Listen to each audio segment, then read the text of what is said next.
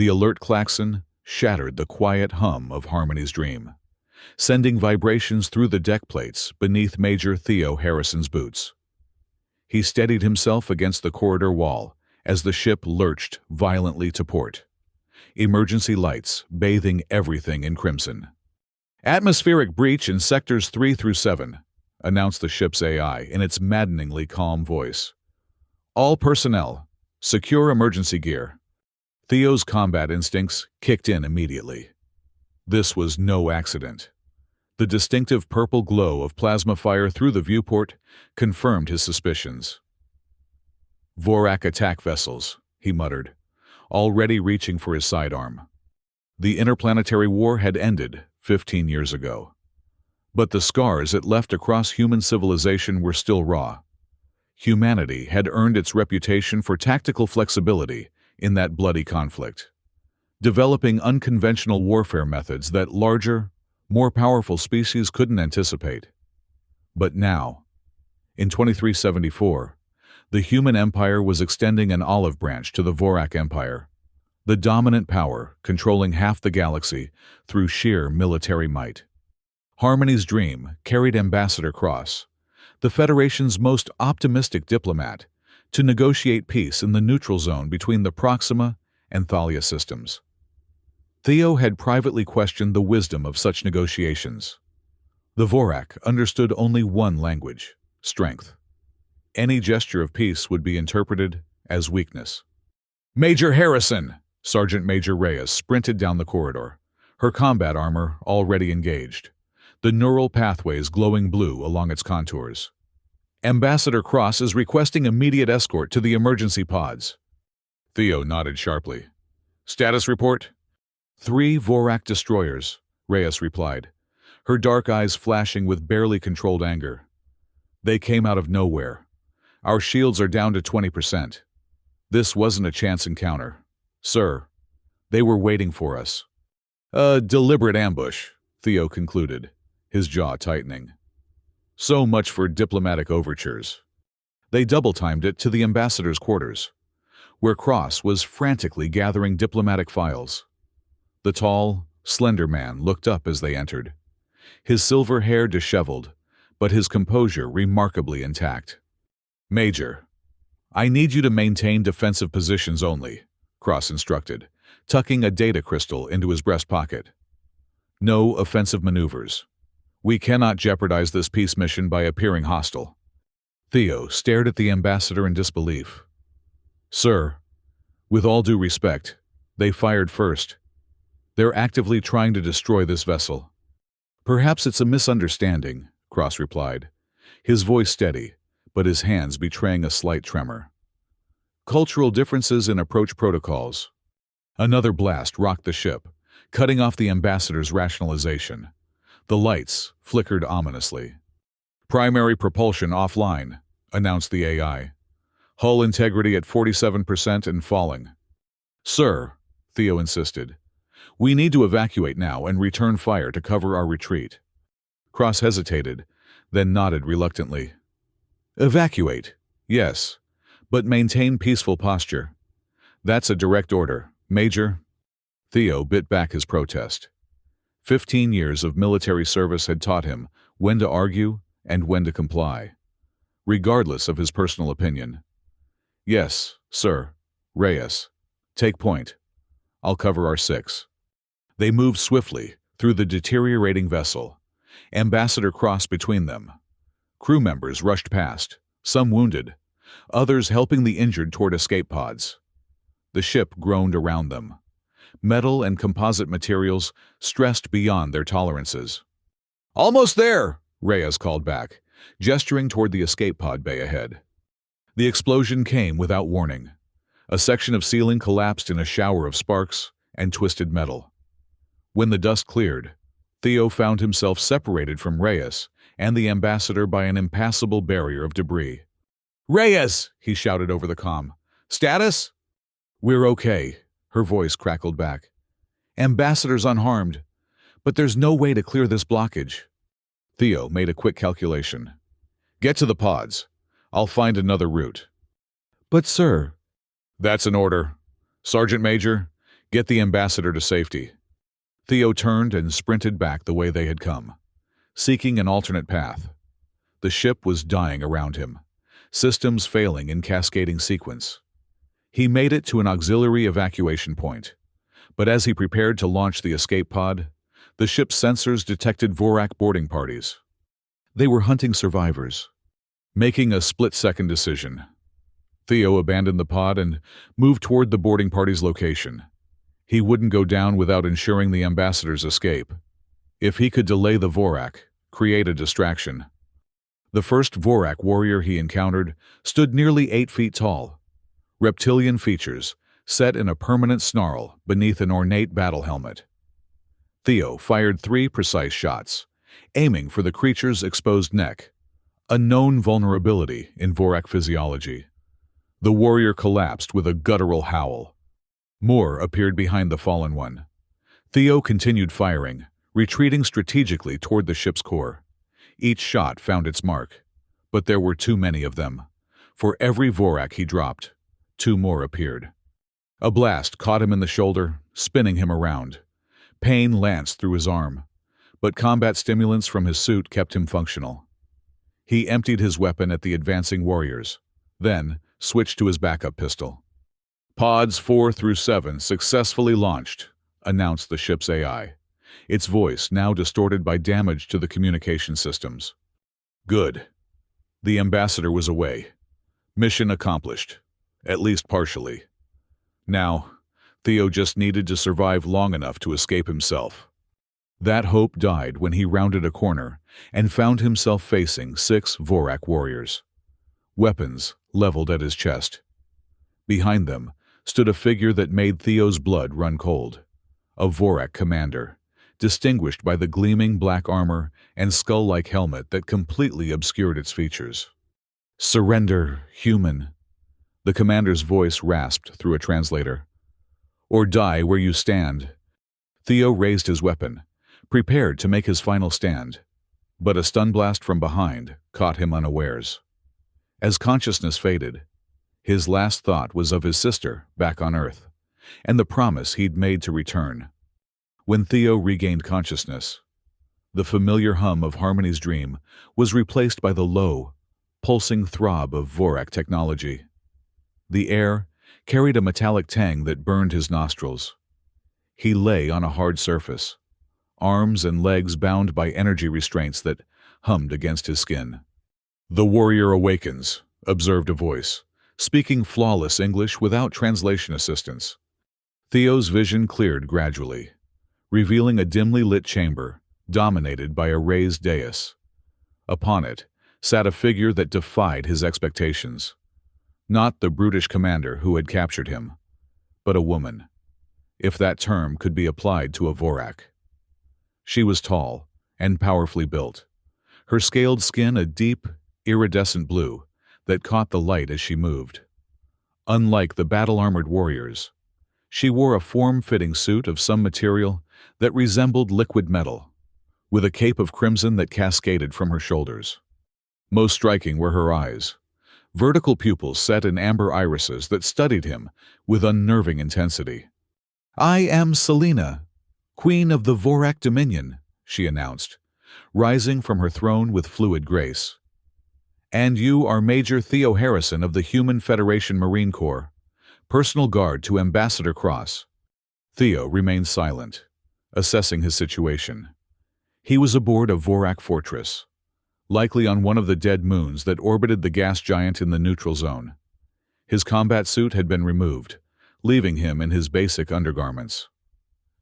The chamber appeared to be some sort of royal audience hall, with various Vorak officials and warriors positioned around the perimeter. "Your silence will not protect you," Selena continued, descending the steps with deliberate slowness. "We have intercepted enough of your communications to know your role and rank." "Then, you know I'm merely doing my duty," Theo finally responded, his voice rough from disuse. "Where is Ambassador Cross?" A smile curled Selena's lips, revealing teeth like polished daggers. "Your ambassador escaped. Quite fortunate for him. Less so for you." A towering Vorak warrior stepped forward, his battle armor bearing the insignia of high military rank. "My queen, this human is a prisoner of war. He killed 5 of our boarding party before capture. The traditional protocols dictate immediate execution." "I am aware of tradition, General Vexthal," Selena replied without looking at him. "But I find myself curious." She circled Theo, examining him as one might study a rare specimen. "Humans have fascinated me since your kind emerged on the galactic stage. So physically unimpressive, yet you've managed to resist empires far more powerful than your own." "We're stubborn that way," Theo replied evenly. Selena laughed, a sound like crystal chimes. "Indeed, your species has developed warfare strategies that confound even our best military minds. I wish to understand them." General Vexthal made a dismissive gesture. "What is there to understand about human warfare? They are technologically inferior, numerically disadvantaged, and physically weak. Their temporary successes were mere anomalies." "And yet," Selena countered, "they have held their territory against our advances for nearly 2 decades. There is wisdom in studying an adversary. General." She returned her attention to Theo. "Tell me, Major Harrison, what is the core principle of human military doctrine?" Theo weighed his options. Revealing military information violated his oath, but engaging in this conversation might keep him alive long enough to find an escape opportunity. "Adaptability," he answered carefully. "We recognize that we cannot match your raw strength, so we focus on adapting faster than our opponents can." "Fascinating," Selena murmured. "Voric military philosophy emphasizes overwhelming force and unwavering resolve. Adaptation is seen as a sign of weakness, an admission that the original strategy was flawed." "Different approaches for different species," Theo replied. "You rely on strength. We rely on creativity." Vexthal snorted derisively. "Words to disguise weakness. There is no substitute for power." Selena raised a hand, silencing the general. "I wonder." Her amber eyes narrowed thoughtfully. "Would you demonstrate your adaptability, Major Harrison, in combat?" Theo tensed. "What exactly are you proposing?" "The trial of dominion," Selena declared, prompting murmurs among the assembled Vorak. "An ancient tradition. Combat between champions to determine truth." "My queen," Vexthal protested. "This is unprecedented. The trial is sacred, reserved for resolving disputes among our own kind. This human is a prisoner, not a worthy opponent." "I decide what is worthy, General," Selena replied, her voice suddenly cold. "Or do you question my authority?" Vexthal bowed his head immediately. "Never, my queen."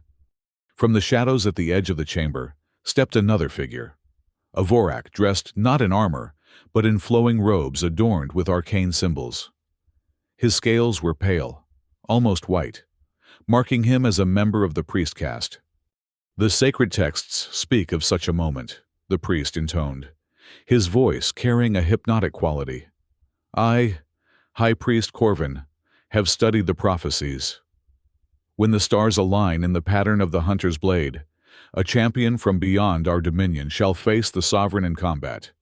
The victor shall be known not by death delivered, but by mercy granted." Selena's expression revealed nothing, but Theo noticed her posture stiffen slightly. "The prophecies are subject to interpretation, Corvin." "The stellar alignment occurred 3 cycles ago," Corvin insisted. "This human's arrival cannot be coincidence." Vexthal made a gesture of dismissal. "Superstitious nonsense.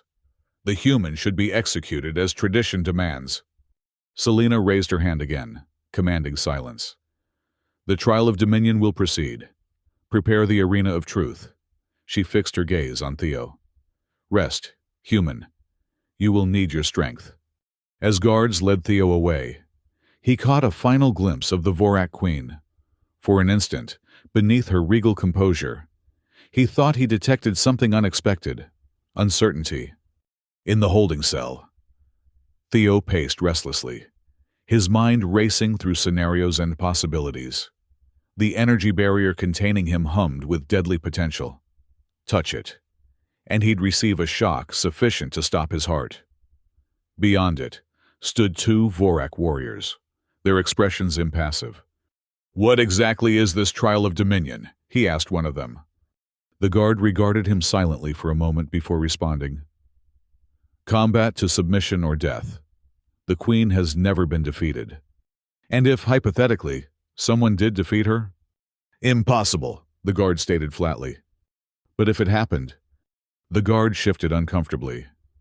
"The victor would command the respect of the Dominion." Interesting, Theo thought. This wasn't just combat, it was political. Selena was using him for some purpose related to Vorak internal politics. But what? The cell door slid open, admitting High Priest Corvin. The elderly Vorak dismissed the guards with a gesture, then approached the energy barrier.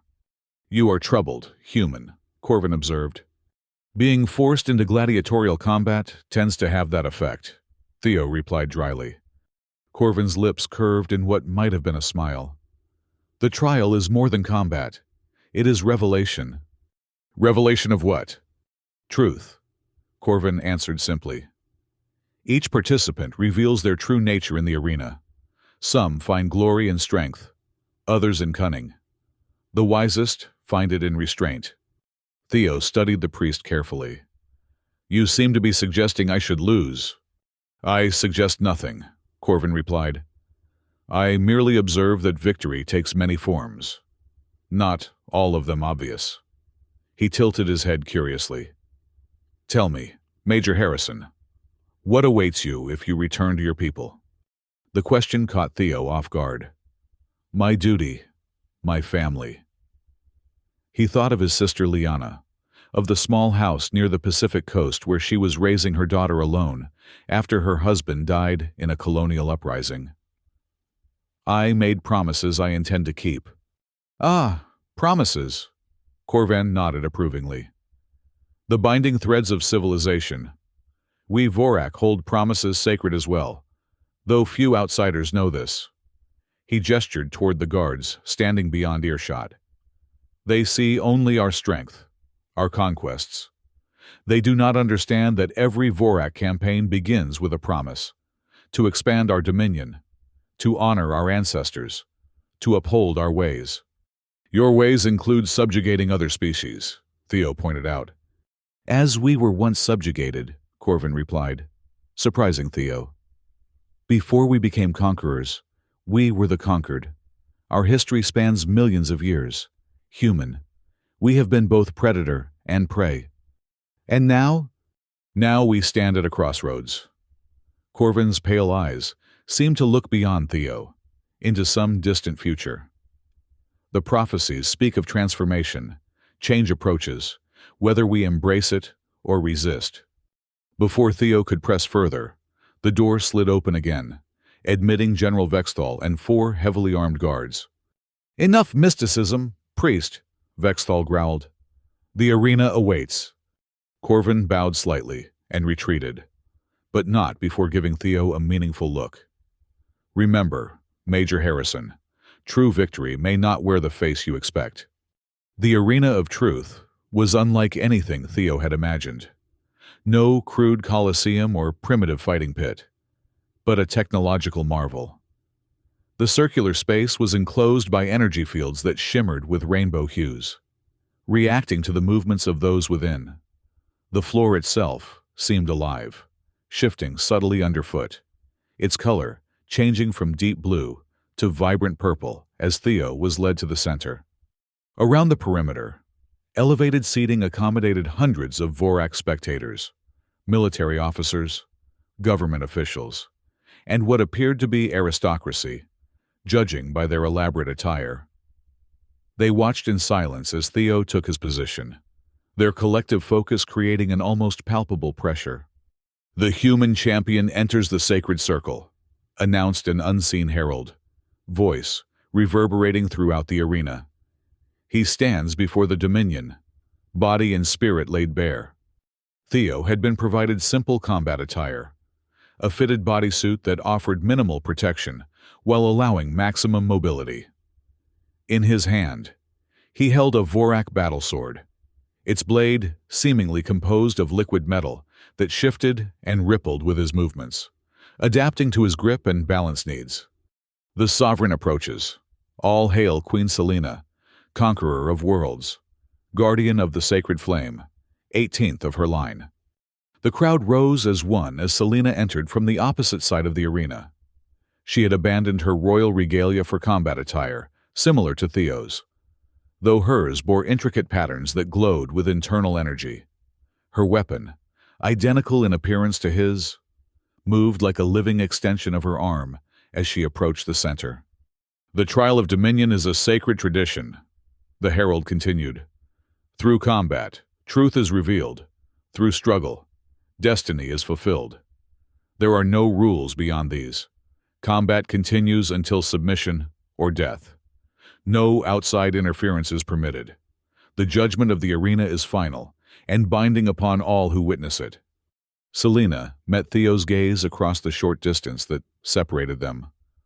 "Are you prepared, human?" she asked, her voice carrying only to him. "Do I have a choice?" Theo responded quietly. A fleeting smile touched her lips. "There is always choice, even when the options seem limited." She raised her weapon in a formal salute. "Fight well, Major Harrison. I would not have this end quickly." "Begin," commanded the herald. Selena moved with astonishing speed, crossing the distance between them before Theo could fully raise his guard. Her blade sliced toward his throat in a glittering arc. He barely managed to parry, the impact sending vibrations up his arm. Immediately, he recognized the gap in their abilities. Selena wasn't just skilled, she was extraordinary. Her movements combining precision and raw power in a way that defied conventional combat physics. Each attack flowed seamlessly into the next, giving him no time to counter. Theo retreated, desperately seeking rhythm in her assault, some pattern he could exploit. There, a slight overextension on her diagonal strikes. He waited, enduring a punishing sequence of blows, until she committed to the anticipated attack. Then he pivoted, using her momentum against her, slipping past her guard to deliver a glancing blow to her side. The crowd gasped collectively. Selena's expression registered surprise as she glanced down at the thin line of greenish blood seeping through the torn fabric of her suit. "First blood to the human," murmured the spectators, their shock palpable. Selena's eyes narrowed, reassessing Theo with newfound respect. "Impressive adaptation, Major. But adaptation has its limits." She altered her approach, abandoning the flowing attack sequences for brutal, direct strikes that tested his strength rather than his agility. Theo found himself driven back, each parry costing him more energy than the last. His human muscles, despite years of military conditioning, couldn't match Vorak physiology indefinitely. As they circled each other, Theo caught glimpses of the spectators' reactions. Most watched with predatory anticipation, expecting their queen to dispatch him momentarily. But others, including High Priest Corvin, observed with more complex expressions: concern, hope, expectation. Selena pressed forward again, her blade becoming a blur of motion. Theo blocked what he could, but a strike slipped through his defense, opening a gash across his chest. Pain flared, hot and immediate, but his combat training kept him focused. "You fight well," Selena acknowledged, "but your strength wanes. Yield, and I will grant you an honorable death." "Not quite ready for that," Theo replied through gritted teeth. He changed tactics, abandoning conventional sword forms for the unorthodox techniques developed during the Interplanetary War. His movements became erratic, unpredictable, sacrificing elegance for effectiveness. Twice more he penetrated Selena's guard, leaving shallow cuts that clearly surprised her.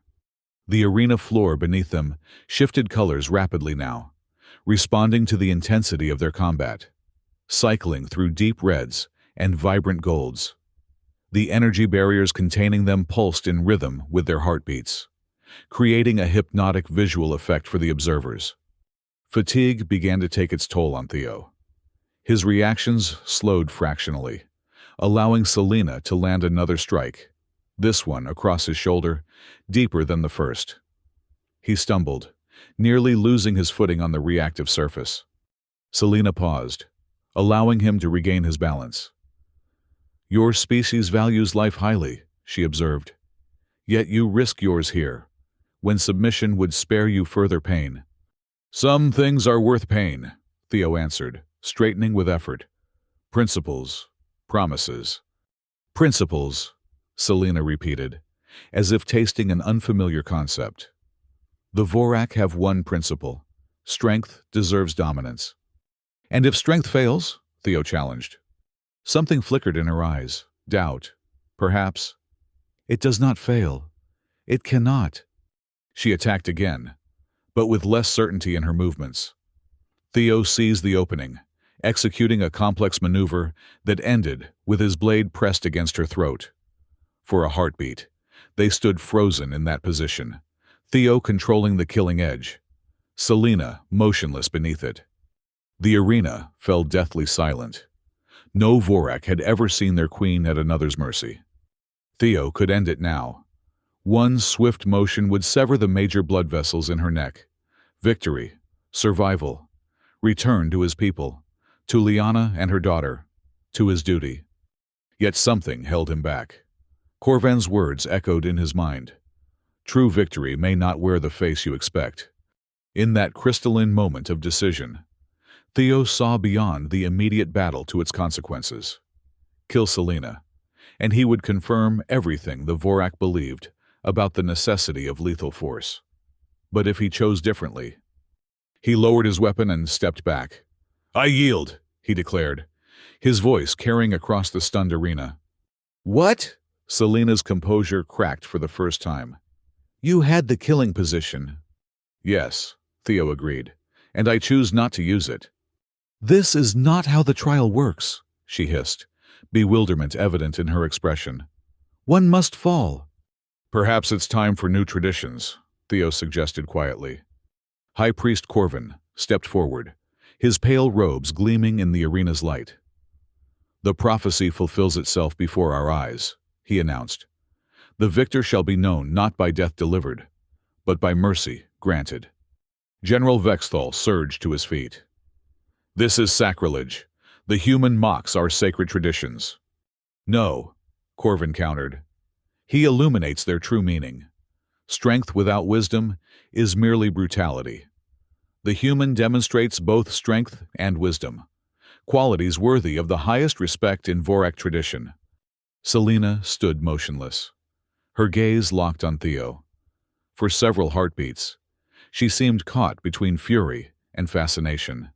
Then, with deliberate ceremony, she sheathed her weapon. "The trial is concluded," she declared. "Take the human to the healing chambers, then bring him to my private council room." She turned to address the stunned assembly. "What we have witnessed today demands reflection. The Dominion Council will convene at the next rotation." As guards led Theo from the arena, the crowd erupted in chaotic discussion. Through it all, he felt Selena's eyes following him, filled with questions for which she had no ready answers. In the healing chamber, Vorak medical technology knitted Theo's wounds with remarkable efficiency. The pain receded as regenerative energy stimulated his body's natural healing processes, accelerating them 100-fold. Within an hour, only faint pink lines remained where deep gashes had been. "The Queen awaits," announced a guard, providing Theo with fresh clothing, still simple, but of finer quality than his previous attire. The private council room proved to be a circular chamber with walls of some translucent material that offered a breathtaking view of the gas giant around which the moon orbited. Its swirling clouds of amber and crimson created a dramatic backdrop for the sleek, minimalist furniture that occupied the space. Selena stood at the viewport, her back to the door as Theo entered. She had changed from her arena attire into a more formal, but still practical suit that emphasized her athletic physique. "Your wounds heal well?" she asked without turning. "Your technology is impressive," Theo acknowledged. "Yet you declined to deliver a wound that would not heal." She turned to face him, her expression unreadable. "Why?" Theo considered his answer carefully. "Killing you wouldn't have changed anything. Your successor would continue your policies, perhaps with even greater aggression to prove their strength." "And you believe sparing me will change something?" Skepticism edged her voice. "I hope it might," Theo replied honestly. "At minimum, it demonstrates that humans value life, even the lives of our adversaries, when we have a choice." Selena gestured for him to sit at the council table, then took her own seat opposite him. "Your action has created complications." "I noticed. Your general seemed particularly displeased." "Vexthal represents a significant faction within our military hierarchy," Selena explained. "They believe our strength lies in unwavering adherence to tradition. Any deviation signals weakness." "And what do you believe?" Theo asked boldly. Selena's eyes widened slightly at his directness. "I believe—" She paused, seeming to choose her words with unusual care. "I believe the Dominion has reached the limits of expansion through conquest alone. For millennia, we have measured success by the number of worlds under our control. But governance requires different skills than acquisition." "You're looking for a new direction," Theo surmised. "Perhaps." She studied him intently. "Your ambassador, was his peace mission genuine?" "Ambassador Cross believes deeply in diplomatic solutions," Theo confirmed. "Some of us were more skeptical, given past interactions with your empire." "Skepticism is warranted," Selena admitted. "The Vorak have not historically valued diplomacy. Why negotiate when you can simply take what you want?" "Because eventually, you encounter someone who can resist," Theo pointed out. "Humans aren't the only species to successfully oppose Vorak expansion. The Altarian collective has held their borders for centuries. Through technological advantages we have yet to overcome." Selena acknowledged. "Yes, we have reached military stalemates on multiple fronts. But changing course after millennia of conquest?" She shook her head. "You cannot imagine the internal resistance to such a shift." "I saw some of it in the arena," Theo replied. "But I also saw curiosity, even hope. From Corvin and his acolytes. Perhaps. The priest caste has long advocated for cultural exchange rather than subjugation. Until now, they've been a minority voice." Their conversation was interrupted by the arrival of General Vexthal, who entered without announcement, his massive frame seeming to fill the doorway. Behind him followed High Priest Corvin and several other Vorak officials Theo didn't recognize. "My queen," Vexthal began without preamble. "Rumors spread throughout the fortress. It is said you consider honoring the humans' gesture, with policy changes affecting the entire Dominion." "News travels quickly," Selena observed dryly. "I have made no policy declarations. General, I am merely exploring possibilities." "Exploration itself signals weakness to our enemies," Vexthal insisted. "The human should be executed immediately to demonstrate our unwavering resolve." "The human has a name," Selena replied coolly. "Major Theo Harrison participated honorably in the trial of Dominion. By our oldest laws, that grants him the status of respected adversary, not common prisoner." "The trial was corrupted," Vexthal argued. "He refused to follow its sacred protocols." "He fulfilled the prophecy," Corvin interjected, stepping forward, "which predates even the trial itself." One of the other officials, a female Vorak with elaborate cybernetic enhancements visible at her temples, spoke up. "With respect, my queen, prophecies are subject to interpretation. Military readiness is not. Our intelligence division reports increased activity along the Altarian border. They sense hesitation and seek to exploit it. Science Counselor Rixa speaks wisdom," agreed another official. This one adorned with the insignia of the Industrial Guild. Our production facilities operate at maximum capacity, supplying our forces for the expected Altarian confrontation. Any disruption to military operations would have catastrophic economic consequences. Theo listened intently, piecing together the complex internal politics at play. The Vorak weren't the monolithic force they appeared from outside. Like any empire, they had factions, competing interests, power struggles. "If I may," he ventured, drawing surprised looks from the assembled Vorak.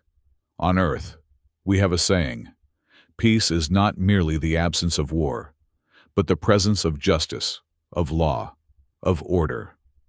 True strength lies not just in the ability to conquer, but in the ability to build, to maintain, to improve." Pretty words, Vexthal dismissed, but enemies respect only force. "Actually," Theo countered, "enemies respect results. If your goal is to expand your civilization's influence, there are more efficient methods than military conquest. Trade creates dependencies. Cultural exchange builds admiration. Technological collaboration multiplies capabilities." Science counselor Rixa tilted her head with interest. "The human speaks of collaborative advancement. This contradicts our intelligence assessments of human diplomatic objectives." "Because your intelligence comes primarily from military encounters," Theo explained. "You've never engaged with our scientists, our artists, our builders." Selena raised a hand, commanding attention. "This discussion illuminates precisely why I have not rushed to judgment. Major Harrison's actions in the arena, and his words now, suggest alternatives worth consideration." She fixed Vexthal with a stern gaze. "The Dominion Council will convene as scheduled. Until then, the human remains under my personal protection." Vexthal's expression darkened, but he bowed stiffly. "As my queen commands." He turned and strode from the chamber, several officials following in his wake. Corvin lingered, his pale eyes moving between Selena and Theo. "Change never comes without resistance," he observed quietly. "But that does not make it less necessary." With a respectful nod to both, he too departed. When they were alone again, Selena released a slow breath. "You have ignited quite the conflagration, Major Harrison." "That wasn't my intention," Theo assured her. "Intentions matter less than consequences," she replied. "And the consequences of today's events will echo throughout the Dominion." She rose, moving to the viewport again. "You should rest. Tomorrow will bring new challenges." As if confirming her prediction, alarms blared throughout the fortress before dawn by local time measurement. Theo was awakened by guards, who escorted him urgently through corridors filled with armed warriors rushing to battle stations. "What's happening?" he demanded, but received no answer until they reached the command center, where Selena stood before a massive, holographic display showing the fortress and surrounding space. "Insurrection," she explained tersely as he approached. "Vexthal has moved against us sooner than anticipated." The display showed a section of the fortress glowing red, nearly a third of the massive structure. "He's seized the main weapon systems and the secondary reactor," Science Counselor Rixa reported, her cybernetic interfaces pulsing rapidly as she processed data. "Approximately 40% of the military personnel have declared for him." "And the rest?" Selena inquired. 20% have explicitly declared loyalty to you," Rixa answered. "The remainder are either trapped in contested sections or awaiting the outcome before committing." "Pragmatic," Selena observed without rancor. "Where is High Priest Corvin?" "His acolytes have secured the temple sector," Rixa replied.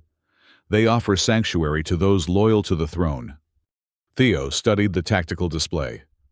Military training automatically identifying vulnerabilities and strategic positions.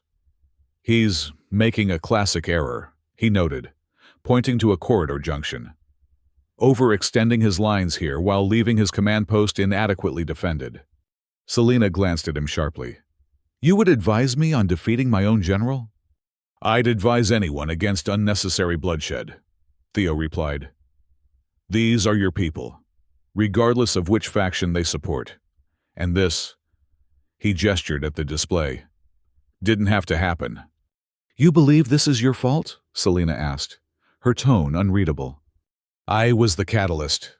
Certainly, but the underlying tensions clearly existed before I arrived. Selena nodded slowly. Perceptive. Vexthal has opposed my leadership style since my ascension. He believes the Dominion requires a more aggressive expansion policy. She turned to her loyal commanders. Implement Containment Protocol Zeta-9. Minimum force authorization. I want Vexthal isolated, not martyred.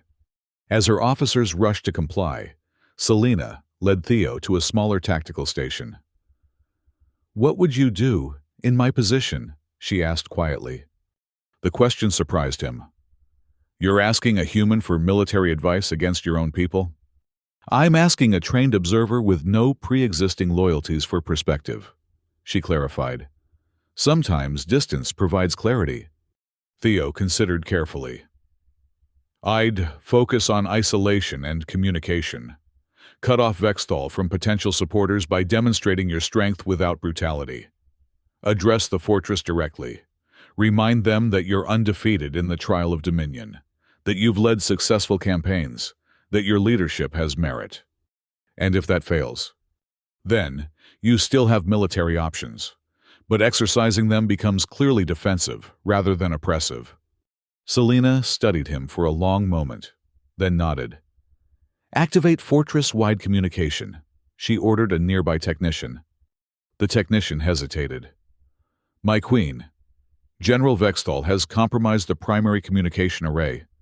Then use the emergency protocol, Selena insisted. The one designed to survive external attack.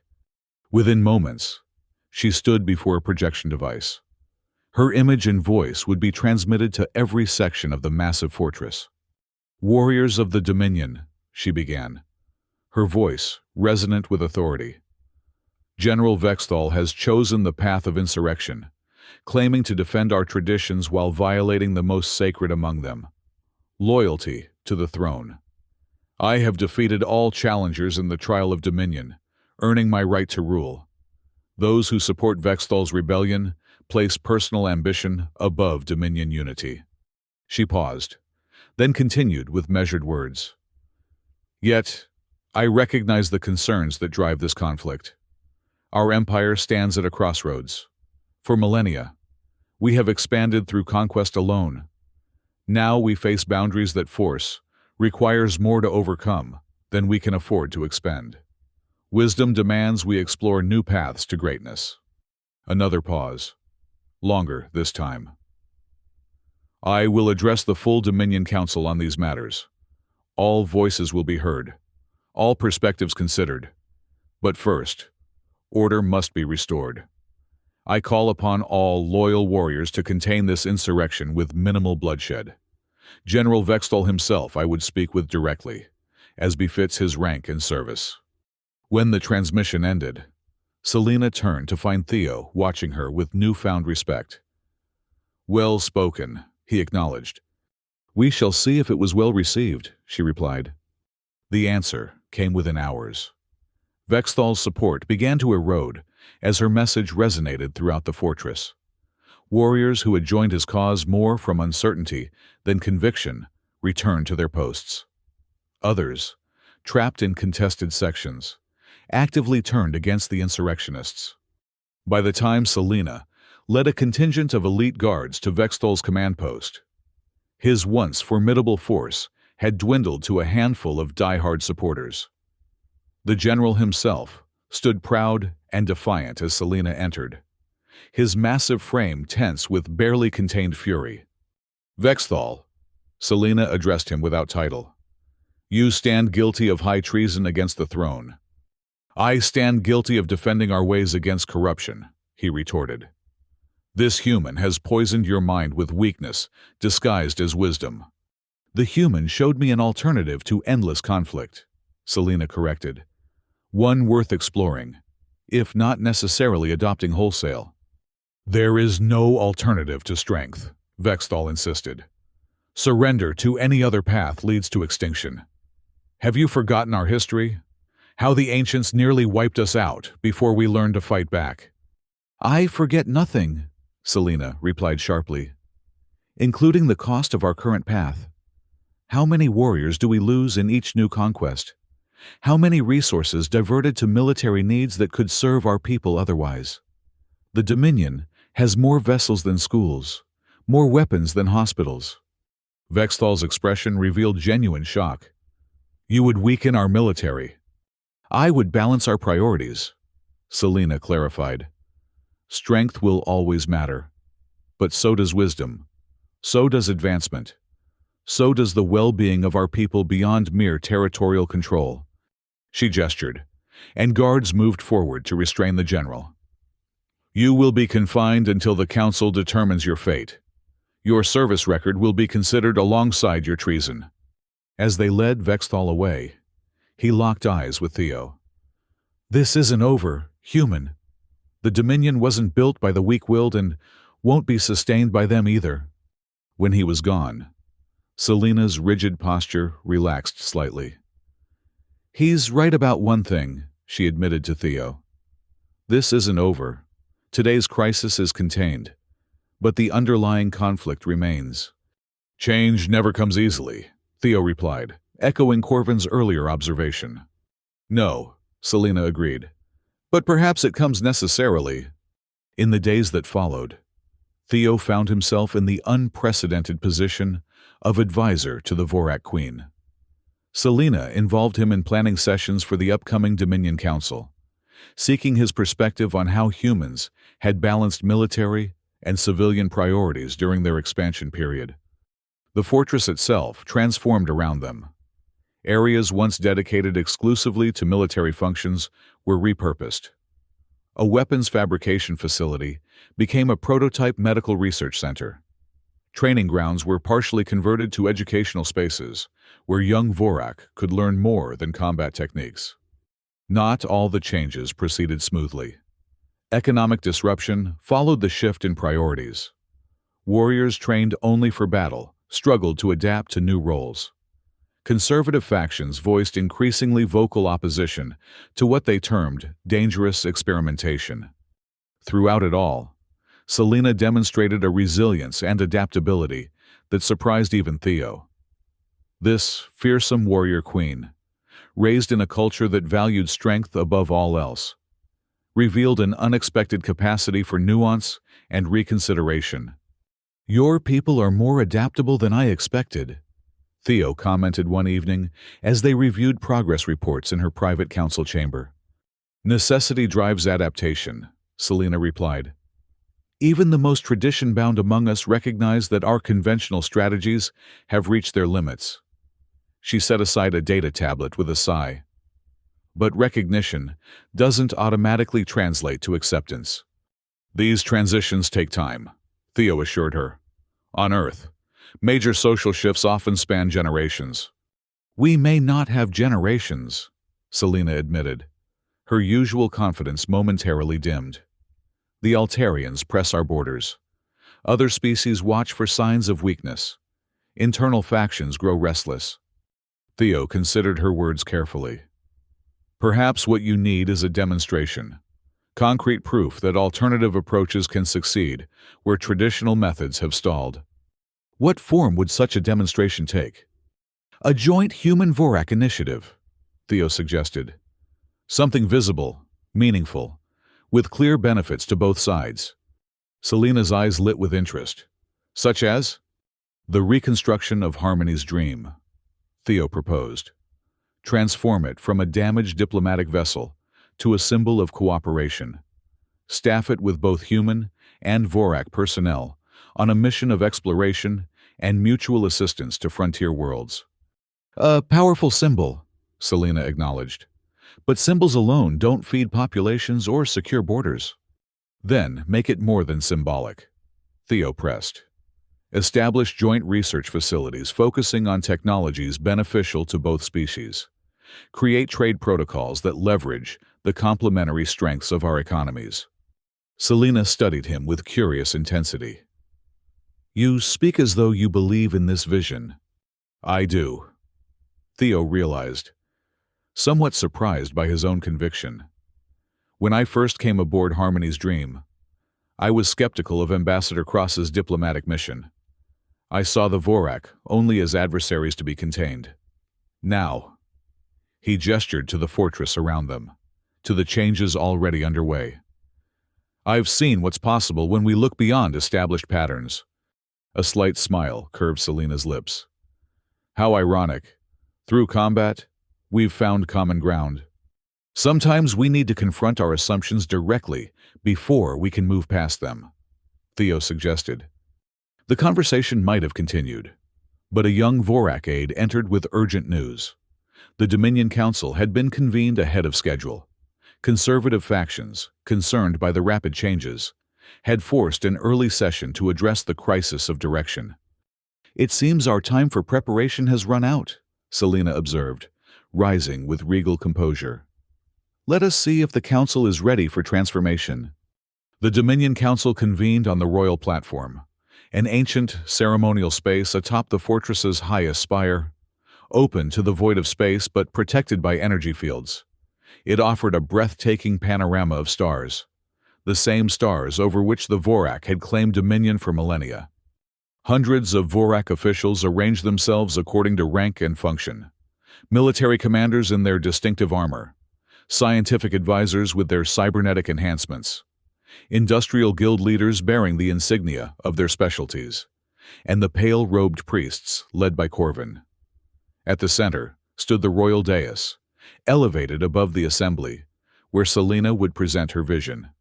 As the only human present, Theo attracted curious and often hostile stares.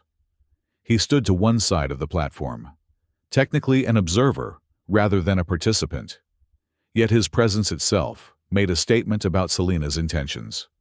From a secured area, General Vexthal was brought forth under guard, not as a council member, but as the focal point for the opposition's concerns. Though restrained, his bearing remained proud, his gaze sweeping contemptuously over the assembly until it fixed on Theo with undisguised hatred. When all were gathered, Selina ascended the royal dais. She wore formal regalia that combined traditional elements with subtle modifications, symbols of continuity and change masterfully integrated. Members of the Dominion Council, she began, her voice carrying effortlessly across the platform. We convene today to address questions of direction and purpose, questions fundamental to our future. For thousands of years, the Vorak Dominion has expanded through conquest. Our strength has subdued countless worlds. Our resolve has overcome all resistance. She paused, allowing the traditional phrasing to resonate with the conservative factions before continuing. Yet, we now face boundaries that force alone cannot efficiently overcome. The Altarian Collective matches our military technology. The Human Federation adapts faster than we can conquer. The resource cost of continued expansion by traditional means grows exponentially. Murmurs rippled through the assembly, some agreeing, others objecting to this characterization. Selina raised a hand for silence. I do not propose abandonment of our strength, she clarified. I propose its evolution, strength expressed not merely through subjugation, but through alliance, not merely through taking, but through building, not merely through fear, but through respect. Industrial Guild leader Kadex stepped forward. My queen, with all respect, our economic infrastructure is built upon conquest. Factories produce weapons, not consumer goods. Warriors train for battle, not commerce. The transition you suggest would create massive disruption. Initially, yes, Selina acknowledged. Change carries cost. But consider the long-term benefits. Trade creates sustainable revenue without the constant expenditure of military campaigns. Scientific collaboration accelerates technological advancement beyond what isolation permits. Science Counselor Rixa joined the discussion. Our preliminary models support this assessment. The Dominion's rate of technological innovation has slowed over the past century, precisely because we focus predominantly on weapons development rather than broader research. Theory and reality often diverge, countered military commander Zortax. While we debate philosophical shifts, the Altarians consolidate their position. They interpret restraint as weakness, dialogue as desperation. Then we must demonstrate that our new approach emerges from wisdom, not weakness. Selena replied, I propose a visible initiative, the reconstruction of the human vessel Harmony's Dream as a joint project, staffed by both Vorek and humans. It would serve as both symbol and practical demonstration of cooperation's benefits. This proposal triggered intense reaction. Some council members nodded with interest, while others erupted in objections. Above the din, Vexthal's voice cut through, surprisingly strong despite his prisoner status. This is precisely the danger I warned against, he shouted. Sacrificing our identity, our traditions, our very nature to accommodate inferior species. The human has bewitched you, my queen. His refusal to deliver the killing blow in the arena wasn't mercy. It was manipulation. You speak of tradition, High Priest Corvin intervened, his measured tones creating an island of calm amid the chaos. Yet, our oldest traditions speak of transformation. The prophecies that guided our ancestors describe a time when strength would find new expression. He turned to address the full assembly. The ancient texts tell us, when the sovereign encounters one who values life above victory, the Dominion shall enter its second great age. That time is upon us. Superstition, Vexthal dismissed. The priests have always twisted words to serve their pacifist agenda. Not pacifism, Corvin corrected. Wisdom.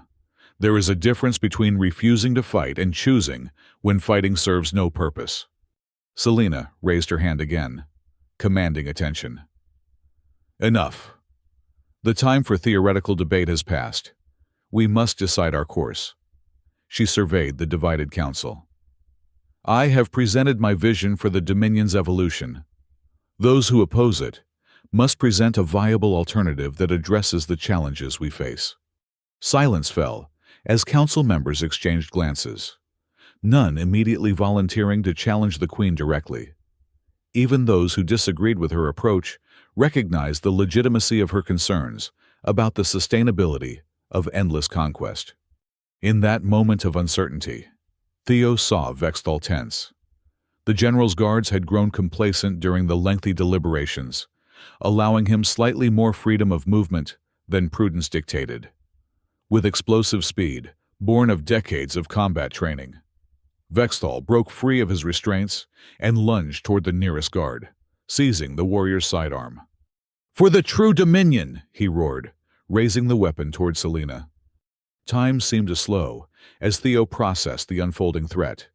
Without conscious thought, he threw himself forward, intercepting Vexthal's aim.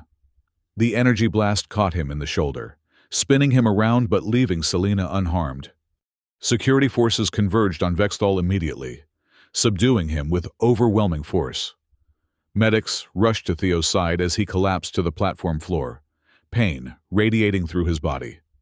Through the haze of agony, he was aware of Selena kneeling beside him, her expression a complex mixture of concern and something deeper, more profound. Why? She demanded. Why risk yourself for me? Theo managed a pained smile. Principles, he whispered. Promises. The last thing he saw before consciousness faded was Selena's face, transformed by a realization that seemed to shake her to her core. When Theo regained consciousness in the healing chamber, Selena sat beside him, her posture suggesting she had maintained vigil for some time. The energy wound in his shoulder had been treated, leaving only residual discomfort where searing pain had been. The council? He asked immediately. Unanimously supportive of my proposed direction, Selena replied. Nothing unites disparate factions quite like an assassination attempt. Theo attempted to sit up, wincing slightly. And Vexthal?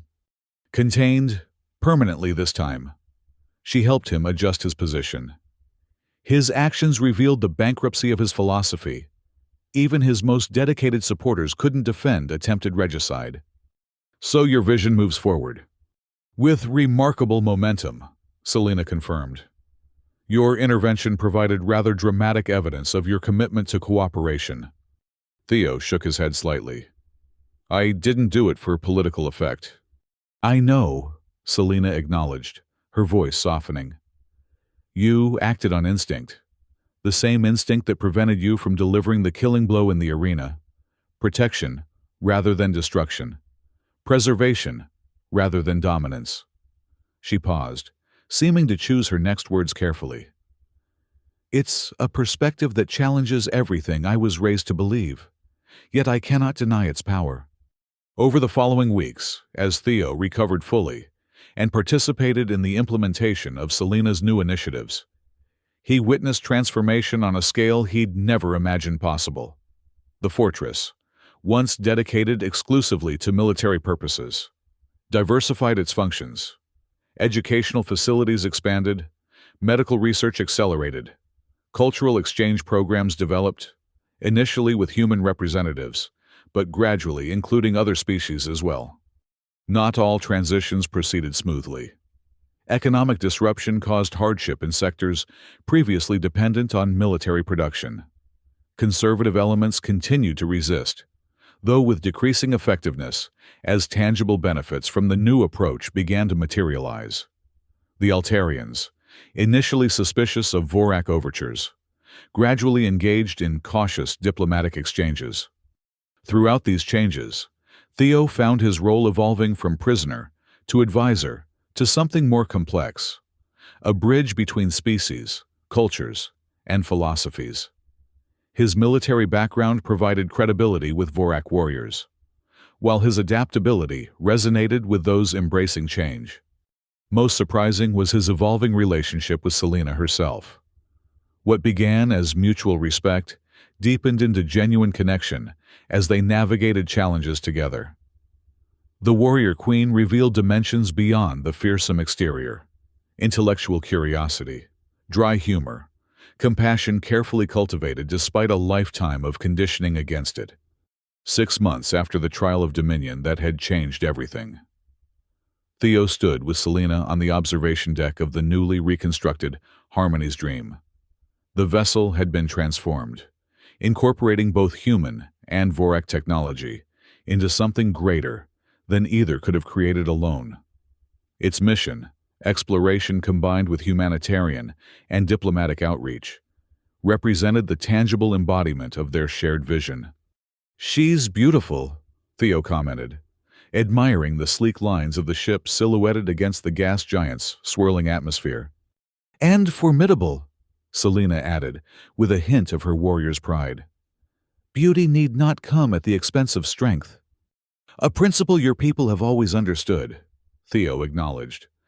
Selena turned to face him directly. Your transport to Earth departs tomorrow.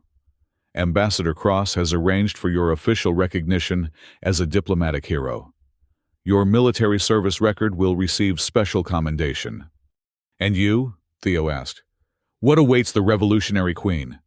Much work remains, Selena replied.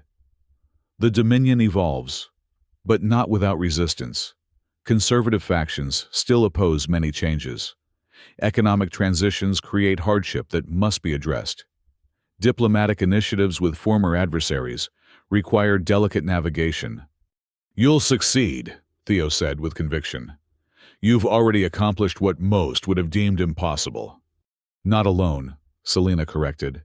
Your perspective catalyzed this transformation.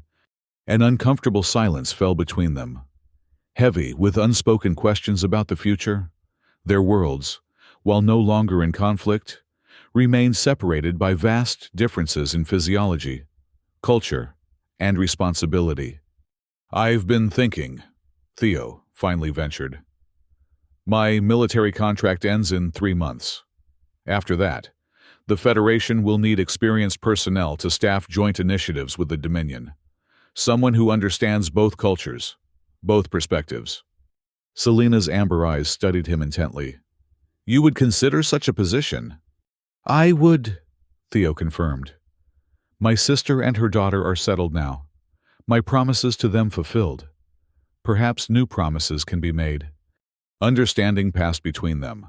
Acknowledgement of connection that transcended diplomatic necessity or political advantage. Whatever form their future relationship might take, it would be built on genuine respect and shared vision. A young Vorak aide approached, hesitating at the intensity of their exchange. My queen, the first meeting of the Joint Scientific Council is prepared to begin. Selena nodded acknowledgement, then turned back to Theo. Shall we see what our people can accomplish together? Side by side, they walked toward the conference chamber where representatives of both species waited. Behind them, through the viewport, stars stretched to infinity. No longer territories to be conquered, but possibilities to be explored. Ahead lay uncertainty, challenge, and inevitable conflict, but also unprecedented opportunity. In that moment, Theo understood that true victory rarely wore the face one expected. Sometimes it came not in conquest but in connection, not in dominance but in partnership, not in strength alone but in the wisdom to know when strength had served its purpose and new approaches must be embraced.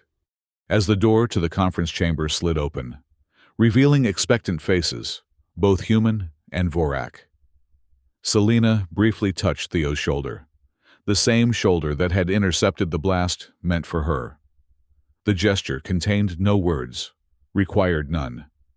It was acknowledgement of a truth they both now understood.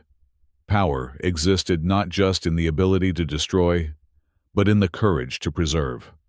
Not just in taking life when necessary, but in sparing it when possible. Together, they stepped forward to continue building what neither could have imagined alone.